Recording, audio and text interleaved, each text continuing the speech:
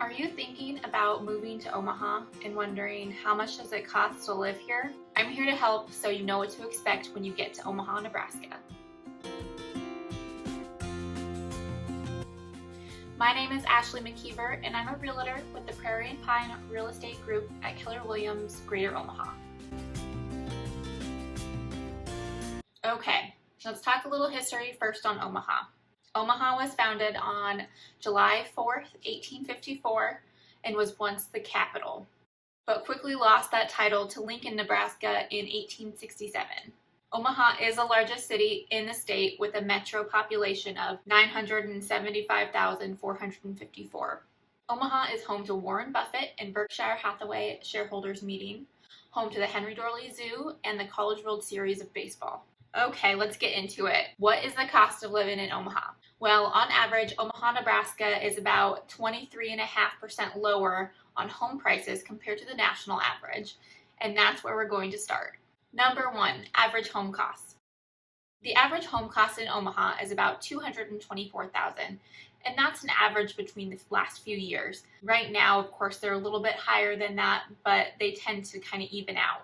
But you can still find a cute 3-bedroom, 1-bath for around $130,000 to $150,000 if you're not afraid to put some work into it. Number two, utilities.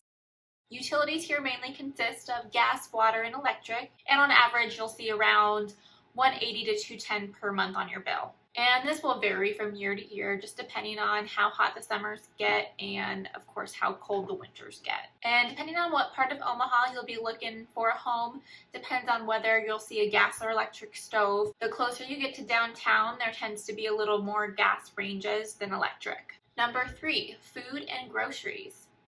On average, a family of four will spend about $364 on groceries each month, and of course more if they go out to eat a lot. And this all depends on where you choose to shop. We all know there's a difference between Hy-Vee, Baker's, Walmart, Aldi, Family Fare, and Whole Foods and Trader Joe's, just depending on your taste and how much you budgeted for, and that includes dining out too. If you have expensive taste, you can get an awesome steak for $100, or you can get a great burger and fries for around $6 at a pub, and everything in between. Omaha ranks 58th out of 182 cities as being the best food cities in America, right below Nashville, Tennessee. Probably why I talk about food in a lot of my videos. Number four, transportation. A gallon of gas is going to cost you around $2.69 per gallon right now because gas prices have been rising a little bit over the last year.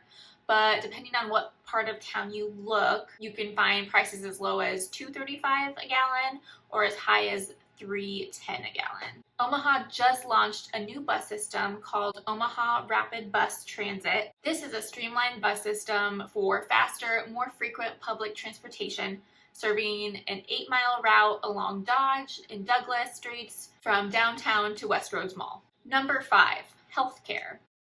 Now, this is assuming you don't have healthcare insurance, and unfortunately, Nebraska does have a fairly expensive healthcare system. We rank within 20 most expensive states for healthcare. But the good news is that only 8% of Nebraskans don't have healthcare insurance. Number six, education.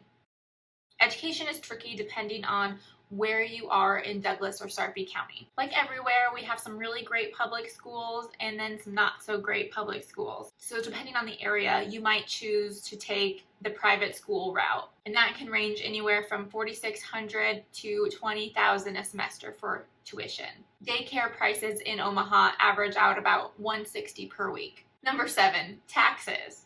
It's just a fun topic. Sales tax in Omaha is 7%, which isn't awful, but our property tax is where it hurts.